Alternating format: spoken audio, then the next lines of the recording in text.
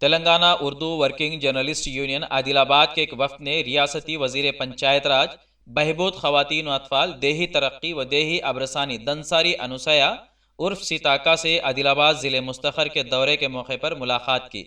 Congress party office میں ملاقات کے موقع پر انہیں مبارکباد پیش کرتے ہوئے صحافیوں کے مسائل پر مبنی ایک درخواست بزبان اردو پیش کی گئی۔ اردو زبان میں درخواست حاصل کرتے ہوئے وزیر موصوفہ نے مسکرا دیا اور مسائل بیان کرنے کو کہا۔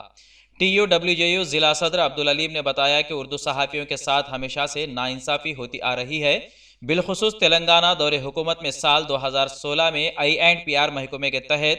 GO 239 کے ذریعے ریاست بھر میں سینکڑوں صحافیوں کا نقصان ہوا ہے، اسے منسوخ کرنے کی سخت ضرورت ہے۔ TUWJU ضلع صدر عبدالعلیم نے مطالبات بیان کرتے ہوئے کہا کہ منڈل سطح کے اردو صحافیوں کو ایکریڈیٹیشن فراہم کرنا، اردو صحافیوں کے امکانات کی تعمیر کے لیے اراضی کے ساتھ ساتھ اندرما ہاؤس اسکیم کے تحت 5 لاکھ روپے کی فراہمی، اردو صحافیوں کو اردو اکیڈمی کے ذریعے ماہانہ معاوضہ جاری کرنا۔ Telangana Urdu working journalist union TUWJU ملک کی واحد اردو ٹریڈ یونین ہے۔ یونین کے نمائندوں کو ضلعی سطح کے ایکریڈیشن کمیٹی میں شامل کرنا، DPRO آفس میں اردو مترجم کا تقرر، ریاست بھر کے تمام سرکاری دفاتر میں اردو کو دوسری سرکاری زبان کی حیثیت سے چلن کو عام کرنا اور 6 ضمانتوں پر مبنی کتابچے کو اردو زبان میں شائع کروانا، جس کے بعد ریاستی وزیر سیتاکا نے تیقن دیا کہ متعلقہ محکمے کے افسران کو درخواست روانہ کرتے ہوئے غور کیا جائے گا اور اردو صحافیوں کے ساتھ انصاف ہوگا۔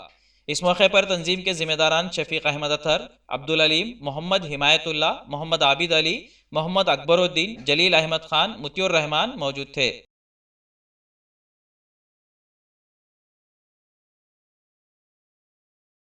انڈیا سمے پر مزید دلچسپ پروگرامز دیکھنے کے لیے لائک کیجیے ہمارا فیس بک پیج @انڈیا سمے 17 اور سبسکرائب کیجیے ہمارے یوٹیوب چینل انڈیا سمے کو۔